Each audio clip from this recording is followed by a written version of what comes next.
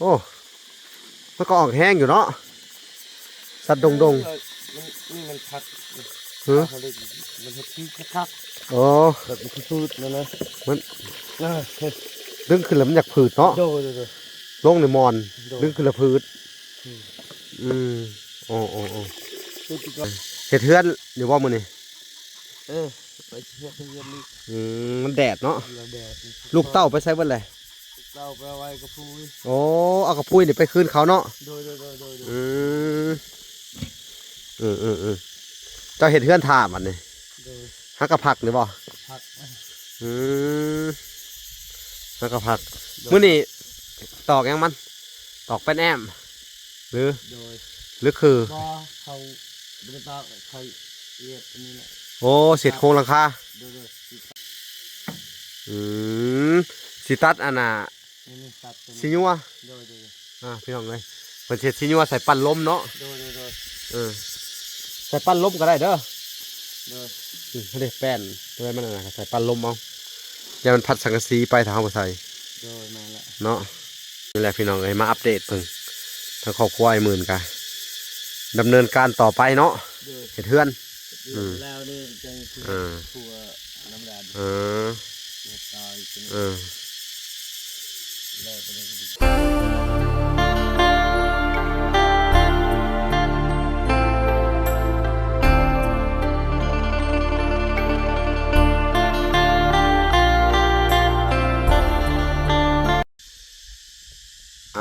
โอเคพี่น้องเลยเนาะกับสบายดีพ่อแม่พี่น้องเนาะเบิร์ดสู่คู่สู่คนพี่น้องเลยเนาะยินดีเข้าสู่ช่อง YouTube เบาละสายบุญคุณธรรมคือเก่าพี่น้องเลยเส้นเก่าเส้นเคยเนาะทักทายสบายดี FC ทางฝั่งไทยและ FC ทางฝั่งลาวและ FC ทางต่างประเทศเนาะที่รับชมออนไลน์อยู่เนาะสบายดีพ่อแม่เนาะมื้อนี้กับพุ่นเขามาเยี่ยมยามไอ้หมื่นก็เห็นเพิ่นทดลองน้ำอยู่พุ่นแหละสูบน้ำใส่อยู่พี่น้องไปเบิ่งกันพี่น้องเลยว่ามันสิใช้บ่เนาะมันนี่ก็เป็นมือที่2พี่น้องเลยสูบแล้วเมื่อวานนี่โอ้มันก็ออกแห้งอยู่เนาะสัตว์ดงนี่มันคัดมันที่คักโอ้แบบมันพืชนะมันดึงขึ้นแล้วมันอยากผืดเนาะลงในมอนดึงขึ้นแล้วผืดโอ้ตัวจีกรจะเต็มขุนี่ก็ห้าไทยไม่ใช่เต็มพลอยมันนะเขาเอิ้นว่าพลอยมันเขาตัดเขาตัดผืดมันผืดเพื่อต้องแปลงพลอยใหม่เนาะหรือว่าดึงขึ้นมาเกียร์พลอยใหม่แล้วหนึ่งซ้ำนี่ทำทุกได้สูบได้ปะมันนักต้องขึ้นไปยืนอยู่ผุนเนาะมันต้องขึ้นไปยืนเนาะซ้ำนี่ก็อันนั้นซ้ำนี่ก็ได้ใช้อยู่บ่อบันนี่เริ่มใช้ได้แล้วเนาะใช้แล้วพี่น้องเลยสบายดีนะมึงสบายดีเนาะเป็นจะได้น้ำละบาทนี่ได้น้ำก็ดีใจแล้วเห็ดเทือนเดี๋ยวว่ามือนี่ไปเชื่อเพื่อนนี่มันแดดเนาะลูกเต้าไปใส่บนอะไรเต้าไปไว้กระพุ้ยโอ้เอากระพุ้ยนี่ไปคืนเขาเนาะโดยเจ้าเห็ดเทือนถามอันนี้ฮักกระผักหรือเปล่าผักฮักกระผักมื้อนี้ตอกยังมันตอกเป็นแอมหรือคือเขาเป็นตาเขาเอียดอันนี้แหละโอ้เสร็จโครงหลังคาสิตัดอันน่ะสิญัวพี่น้องเลยเป็นเสร็จสิญัวใส่ปั้นล้มเนาะใส่ปั้นล้มก็ได้เด้อไม่ได้แป้นอะไรมันน่ะใส่ปั้นล้มเอาอย่ามันพัดสังกะสีไปทางเขาใส่เนาะก็จะได้มื้อนี่กินข้าวกินน้ำแล้วมาแต่ดองบ่กินสินงัวกินสินงัวเขาเห็นลาบกินแล้วดองมีแต่เริ่มเห็ดเฮือนแล้วบัดนี้เนาะนี่แหละพี่น้องมาอัปเดตเพิ่งทางครอบครัวไอ้หมื่นกันดำเนินการต่อไปเนาะ โดย เฮ็ดเฮือน แล้วนี่จังคือ เออ ทัวน้ำดาด เออ เฮ็ดตายจน เออ แล้วไปนี่ก็ดี เออเนาะเนาะปานนี้ตกสวยๆมาเลยอยากเฮ็ดเวียกลำบากน้ำฮ้อนก็ฮ้อนเนาะ โดย ลำบากน้ำมันฮ้อน เข้าสู่เดือน3เดือน4พี่น้องเอ้ยเดือน4นี่อากาศอยู่แถวเขตนี่มันสิฮ้อนเป็นพิเศษโอ้ได้หมวกมาใส่น่ะ ได้มุ้ง สบายดี สบายดี สบายดี สวัสดีล่ะ อะล่ะ สวัสดีนกแล้วก็ล่ะ อะลอ เนาะเด้อ อะลอน กเด้อ เนาะจ้ะ โอ้อะลอนี่คือหยังเด็กน้อย โดยโดย คือโอ้สบายดีลูกก็หยังว่านี่บ่อะลอเพิ่นว่า เนาะพี่น้องเอ้ยไปสวยงานดองคนร้ายว่าดองนี่ ลายคน อืมเขาขางัวจักโตเขาขางัว ทางวัดตัวนึง น่ะ ดูนี่เขาเอาตู้ลายแล้วขอน มาเขาตู้ โดย เขาปั่นไพ่บ่เขาจะจักปั่นบ่ โดยแม่นแหละ อืมเป็นระวงบ่ เขาเต้นคือทางบ่ได้เต้นได้เขามือ โอ้ขาไปเตรียมแต่ใบอันนั้นซอยซีนเนาะ โดย ซอยสินงัว เอาไปแบบงานเขาไปงาน เออเป็นครัวซีนเนาะ โดย ครัวซีนคือแบบอันน่ะเขาเชิญให้ไปสวยเวียกสวยงานเนาะ โดยแม่น สวยซอยทรงซอยซีนจังซี่เนาะ โดย ย่อเขาย่อนำแขกจังซี่เนาะอืม หาเบิดแนวบางคนก็เขาที่เขาบอกนั้น อืม ว่าเขาไปซอยก็เติมแบบไปกินอันนั้นอาหารวันนั้น ไปกินดองหั่นเนาะ โดย ไปกินดอง นั่นแหละครับ เอาผัวบ้านใดเอาเมียบ้านใด บ้านตำลีพักนั้น เอ สี่ อ ความสี่ บ้านตำลีนะ อยู่ตำลี ผู้ชายหรือผู้หญิงอยู่บ้านนี่ อยู่บ้านนะอยู่บ้านนั่นผู้ชาย อ๋ออยู่บ้านนี่ผู้หญิง โดย อืมไปสู่เขาได้สุดแล้วเนาะ โดยก็ตำลีสูงเอาเมื่อเหือดนี่ โอ้เขาเอามือเฮือนเนาะ โดย นั่นวันแรกไปสู่ผัว เขาเอามือเฮือนเนาะ พัวนั่นพัวนั่นเอาเมื่อเหือด นั่นแหละผัวเฮือนคือเมียเจ้านี่บ้านได้ใส่เมียเจ้า เรียกว่าเนี่ย เออ บ้านท่าไปยี่ ฮะ บ้าน บ้านเดียว บ้านเดียวนั่นแหละ กันนั่นแหละ อ๋อบ้านเดียวกัน บ้านท่าไปยี่เนี่ยเขาอยู่แบบใกล้กับเซแบบ โอ้ เซสะพังเซนี่เลยนะ โอ้บ้านทาวิยีตุลุมนี่ โดย แสดงว่าน้ำนี่ท่วมนะของเขาเลยเนาะ โดยแม่นแหละ ท่วมเพราะหลังคาเฮือนโอ้โหจะมาต่ำ ลำบากเนาะเขตนี่ ปีนี้ก็น้ำท่วมนี่ท่าไปยี่แบบ ท่วมนะ โดย อืม มันท่วมหมด เนาะ งั้น อันนี้ก็พักพร โดย มันแดดแห้ง โดยแม่นแหละ มันแดดเนาะเขาว่าเลย9 โมง 10 โมงไปแล้วเริ่มแล้วเนาะ โดยเฮ็ดบ่ได้ เฮ็ดบ่ได้เลย มันแดดแห้ง ตกบ่ายพุ่นแล้วสิได้เฮ็ดใหม่เนาะ โดยแม่น อืมเอาบ่เป็นหยังบัดนี่ โดย อันนั้นแดดๆแล้วก็มีน้ำอาบเนาะ โดย อันนี้มีน้ำกินน้ำใส่เนาะ โดย บ่ได้ไปหาบไก่ปกตินี่หามน้ำจักกิโลนั่นจะว่า ประมาณ3-4 3-4 กิโลพู โดย หามมาแต่ทางใดจะว่าผู้หน้าทางใต้พุ่นบ่ โดยแม่นแหละ หามมาแต่เซ่พู โดย มื้อน่ะเฮาเห็นเขาบ่พรเอาลงเพิ่นย่างมาแต่แคมป์ทางบ่แม่นบ้านซุเจ้านี่นะไปหามเอามาแต่พุ่นบ่ แม่นแล้วนี่ก็ไปพูนน้ำมันนั่นน้ น้ำกิน น้ำกินนี่แหละ ไปหาบย่างไปกิโลเลย ประมาณ ปาน4 กิโลพี่น้องเอ้ย ประมาณนั้นแหละ อ๋อโธ่ พอเดือดจน ลาพุ่นแล้วเนาะ โอ้ยจนเพื่อไทยละย้อยพุ่นแล้ว แข่งขาลาพุ่นแล้วเออเพื่อใครรายย่อยเนาะ โดยเพื่อก็ได้กินได้กินมา พี่น้องเอ้ยมานั่งคุยกันอยู่ในสิแดดพี่น้องเอ้ย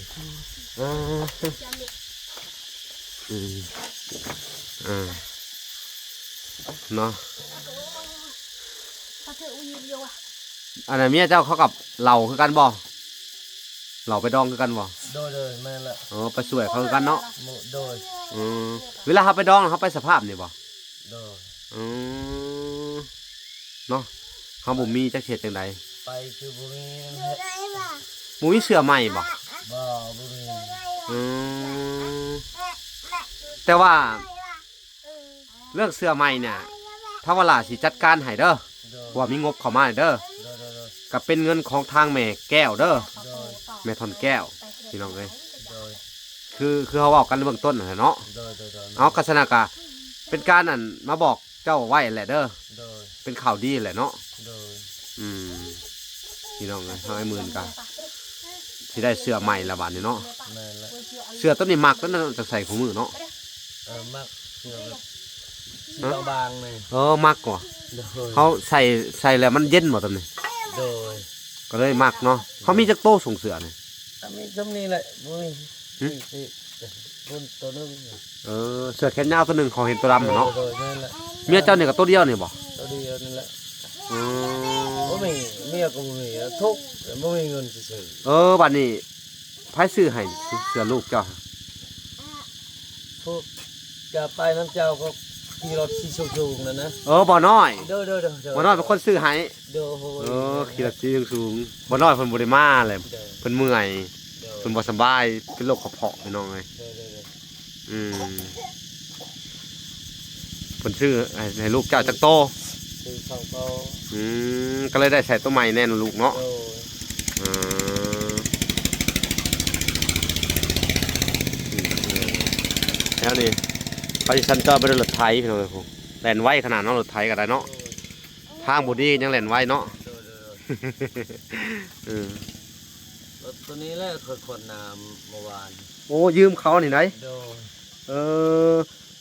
ในหมู่บ้านเขาเนี่ยมีรถจักรคันรถไถนี่ ลายครับ มี เขาก็มี พวกที่เขามีเนี่ยเนาะ โดย อืม เขาก็บ่มี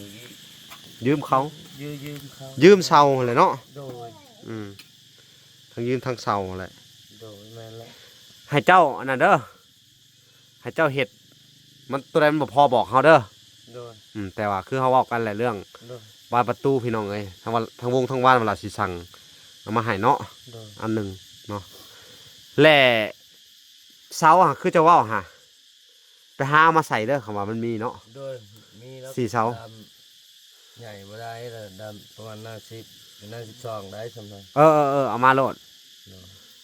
เอามาใส่รถอีก3 เสาเนาะ โดย ก็ใส่ตัวส่วนนะมันเตี้ยๆนะคือว่าประมาณ2 เมตรนี่มอด2เมตรเนาะ โดย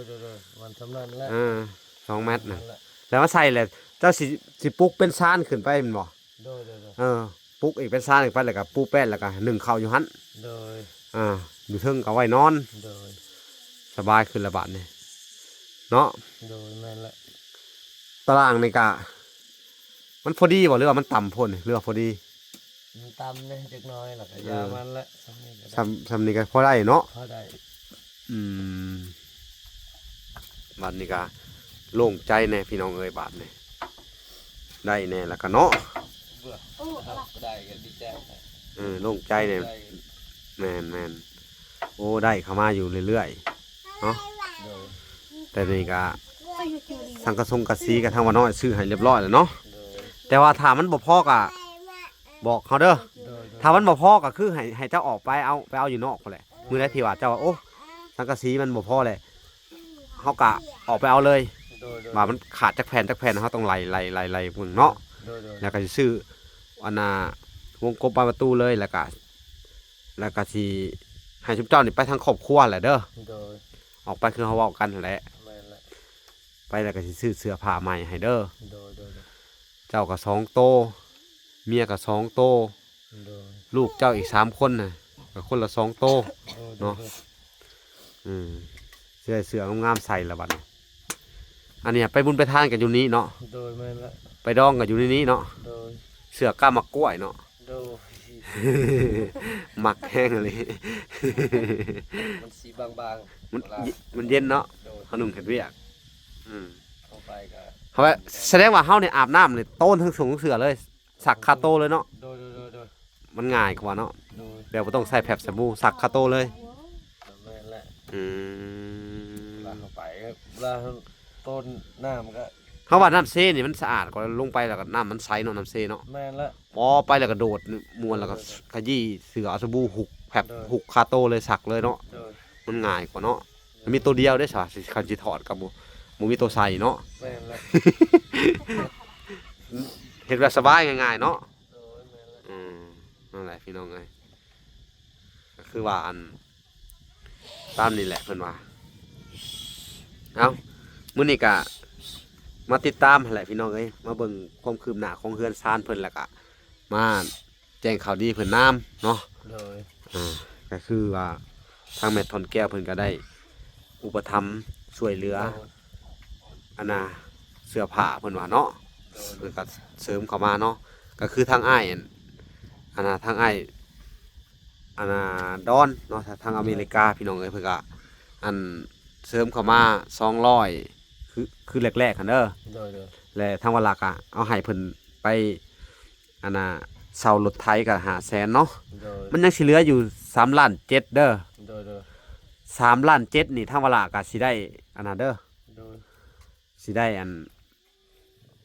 กะเกียมใส่ตัวใดมันบ่พอของเจ้าเนาะ โดย นั่นแหละพี่น้องเอ้ยมีแต่ว่าวัดหลักก็สิรอเบิ่งไปเรื่อยๆว่าตัวใดมันบ่พอแล้วก็มีแต่จะบอกข่อย โดยแม่นแหละ เพราะว่าเงินนี่เฮาสิบ่อันน่ะใช้จ่ายไปโลๆเล่ๆเนาะ โดย เพราะว่าเขาว่าสังกะสีบ่พอเขาก็คือเน้นสังกะสีโลดแม่นบ่ โดย ถ้าเขาใช้จ่ายไปโลๆเลยมันก็สิบ่พอเฮือนเจ้านี่แหละ แม่นแหละ เนาะงบมันก็อันค่อนข้างจะจำกัดพี่น้องเอ้ยเนาะ โดย จะสิว่าจังไดพี่น้องเอ้ยเนาะ โดย สู้ สู้ ๆใครแน่หลายบาทนี่ บ่ใครได้ละสำเร็จ อืม บ่โอ้ย รอดตาย ตายเลย รอดเนาะ โดย รอดตายไปอีกก้าวหนึง แม่นแหละ อืม ทุกสำเร็จให้แน่ทุกยังพออยู่ มีเฮือนอยู่เนาะ โอ้โห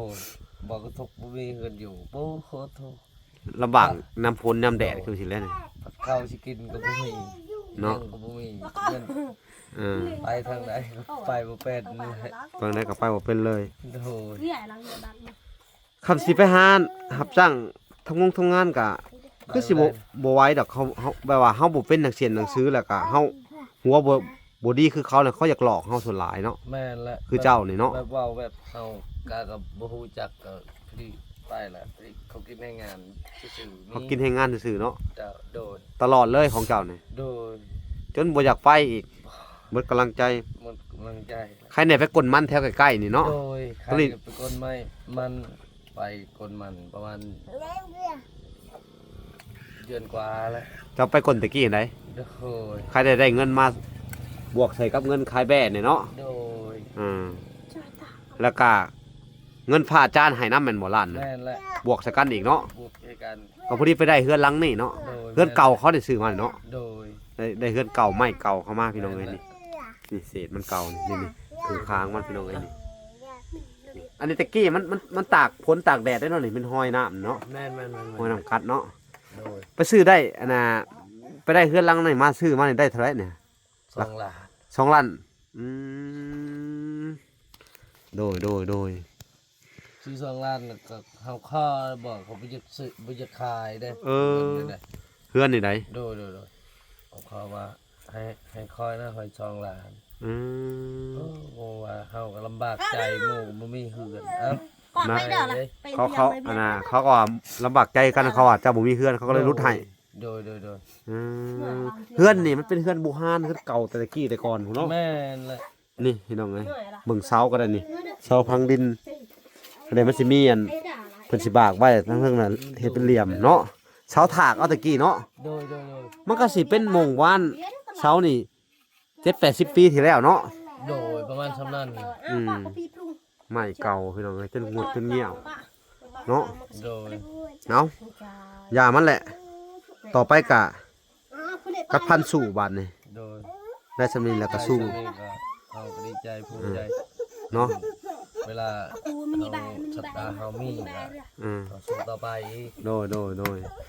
ของเฮาบ่แน่บ่นอนดอกชีวิตเฮาเนาะ โดยแม่นแหละ ถ้าว่ายังขยันอยู่ โดย ก็ยังสิได้อยู่ดอก อ้าวเด้อ เจ้าก็ยัง ท่านบ่ได้ก็หมดความพันขยันล่ะ เออ บ่ได้ก็อยู่ซำนี้แหละ ถ้าบ่ได้ลีล้อก็เบิด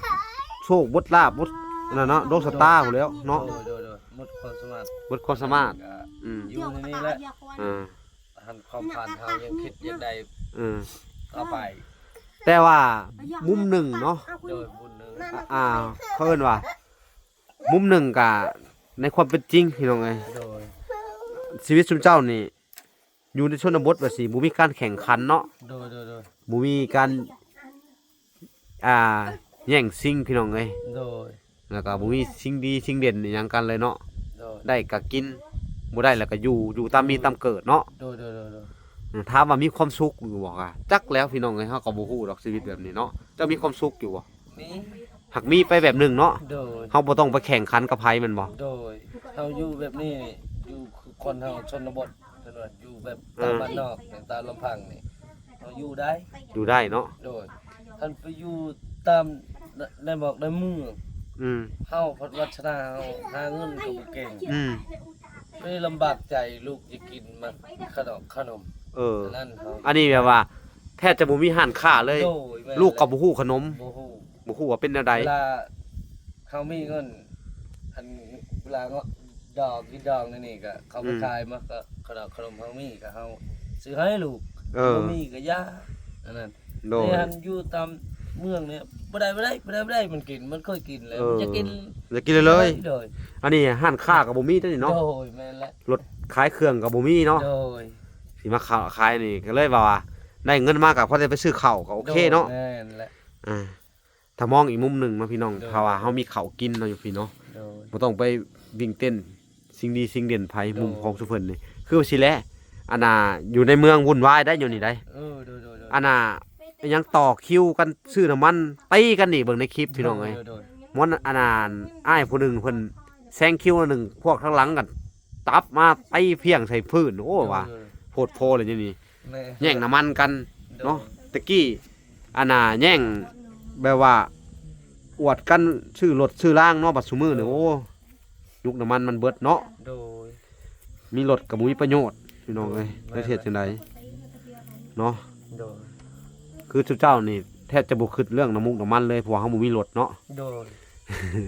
มีรถก็บ่มีรถก็อยากได้น้ำมันแล้วแต่ยังบ่มีเงิน เนาะ โดย ก็อยากได้อยู่รถเนาะ อยากได้แล้ว รถหยังความคันของเราอยากได้นี่ อยากได้รถไทยแหละอยากได้ เออ ดี แม่น กว่า เพอว่าไว้อันน่ะเฮ็ดให้เฮ็ดหน้าเนาะ โดย คันรถจักรนี่บ่เอาแล้วเนาะ บอกให้รู้จักว่า สิเอารถไถกว่า เขาจะเอารถไทย เออ ยังบ่ได้ชุดแลนหันมีหมู่ช่วยเหลือเขาอยากได้ชุดไทยก็เฮาเอา อืม นั่นแล้วนะ ชุดคาดชุดไถเนาะรถไถเนาะ โดยแม่นแหละ ถ้าว่าระหว่างรถจักรกับรถไถนี่เจ้าเลือกรถไถเนาะ โดย รถไถเนี่ยมันมีประโยชน์หลาย มีประโยชน์หลาย ไปกันเอาเว้าดู เวลาเฮาดำหน้าแม่เฮามีน้ำมัน อืม เฮาเฮ็ดกะแต่ก่อนหมู่อันนี้เฮาบ่มีรถไถเฮ็ดกะนำหลังหมู่ เออ สิได้กินได้จังบ่ได้กินคือเขา เออ เวลาเฮาเฮ็ดเฮาบ่ทวงบ่ทันหมู่ เออ เฮาบ่มีรถไถอันนั้นแหละเฮา ก็ อืม ยอมทุกข์แบบนี้แหละ เออ คันรถไถเฮามีก็อันยังมันอยากทุกข์อันนั้นตามความพันเฮาซำนั้นแล้ว เออ นั่น ถ้าว่ามีรถไถนี่คือว่ามีที่สุดเลยแหละความพันของเจ้าเนาะ โดยเฮาดีใจ มีไทยอีก แบบภูมิใจเต็มร้อยเลย เต็มร้อยเลยเนาะ โอ้ยมันมีรถไถ พี่น้องเอ้ยรถไถนี่สภาพแบบมือสองราคา10กว่าล้านนี่ก็โอเคได้คำได้เนาะ โอเคแหละ สำนะโอเคเลยแม่น โด บ่ ย อืมอ้าวสู้ๆไปจักสิว่าจังได๋เนี่ยเฮาเว้ากันซื่อๆเนาะ โดยมันบ่มีเงินดอกว่าละก็ได้ โดย มีแต่เว้าอ่ะในความพันของเพิ่นพี่น้องเอ้ยของไอ้ โด มึง ย อยากอันน่ะมีรถพอได้เฮ็ดกินให้หน้าตะกร้าเฮามีเนาะ มี แต่ว่ามีบ่อนน้ำท่วมมาแล้วติ โดย แต่หากได้เฮ็ด บ่น้ำท่วมแล้ว แต่ก็ต้องเฮ็ดคูปี้เนาะเฮ็ดเสียงไว้ เฮ็ดทุกปีเสียง อืมหน้าน้ำท่วม แบบนี่แหละเฮาหมู่ดำนาเดือน7เดือน8หมู่แล้วถึงเดือน9แล้วเฮายังทันได้แล้วเฮาบ่มีรถเดือน10 ก็จะ ยังแล้วดำ แบบนั้นนี่ไปหาจ้างเขาบ่หรือว่าไปช่วยเขา ซอยเขาแล้วเขาที่จังไปดำต่ออีก เฮ็ดน้ำหลังหมู่ โดย เห็นหล่าเนาะ ไปบ่ก็หน้าหมู่ก็กว้าง อืม ๆแล้วเดือนจังแล้ว โอ้ เดือนเฮาไปเฮ็ดก็มันนอกก็ตามรางหมู่ได้กินเฮายังบ่ทันได้กิน อืม ปลาพลเดี๋ยวนี้กินปลาพลใหม่ มันมาฮอดเดือน10ก็มันปะก็มี เออแล้วมันเขาเฮ็ดหน้าหล่าแล้วก็แล้วได้บัดเนาะ ก็แล้วเฮาก็บ่ได้กิน เออ คันข้าวงามเถื่อปลาพลบ่ดี เออ คันข้าวเฮาบ่งาม ฟ้าฝนดี โอ้ มี มีอีก โดโหย อืม นั่นนะเฮาก็เฮ็ดบ่ทันหมู่ โอ้อดเอาสู้เด้อ โด เอาโอเคพี่น้องเอ้ยนี่แหละคือความพันของอันน่ะไอ้หมื่นเนาะ โด ก็คือว่าวิถีชีวิตของคนน่ะชนบทเนาะ โด อยู่บ้านนอกเฮาบ่ต้องมีอิหยังมากมายเฮามีข้าวกินนี่ก็คือว่าหรูหราแหละเนาะ โด ชีวิตบ่ต้องไปยิงเขาเอิ้นว่าบ่ต้องไปสิ่งดีสิ่งเด็ดไป โด คือตะกี้และถ้าไอ้หมื่นเพิ่นก็บ่ฮู้ว่าสิจะได้ต้นทุนบ่มีเลยเรื่องของการเฮ็ดเฮือนเฮ็ดซ่านก็ได้แถมยังบ่มีข้าวกินอีกเนาะ โดย อ้าวพี่น้องเอ้ยพอมีต้นทุนแล้วเพิ่นก็ นี่ มีแห้งขึ้นแล้วบาดนี้ โดย นอนก็หลับตาสบายเลยบาดนี้ โดย ตะกี้นอนหลับอยู่บ่ตะกี้ นอนบ่หลับแล้วก็บ่มีเงินเฮ็ดก็นอนบ่หลับก็คือเก่านั่นแหละ เนาะ โดย อ้าวโอเคเด้อ โดย บาดนี้พี่น้องเอ้ยทางเวลาก็สิได้ขอตัวลำลาไปก่อนพี่น้องเอ้ยเด้อ โดย ฝากไปติดตามคลิปตอนต่อไปเนาะพี่น้องเนาะคลิปนี้ขอกล่าวคำว่าสบายดีเด้อไอ้หมื่นและสวัสดีพี่น้องเอ้ย สบายดีเลยสวัสดี พบพอกันใหม่คลิปหน้าพี่น้องเอ้ยบ๊ายบาย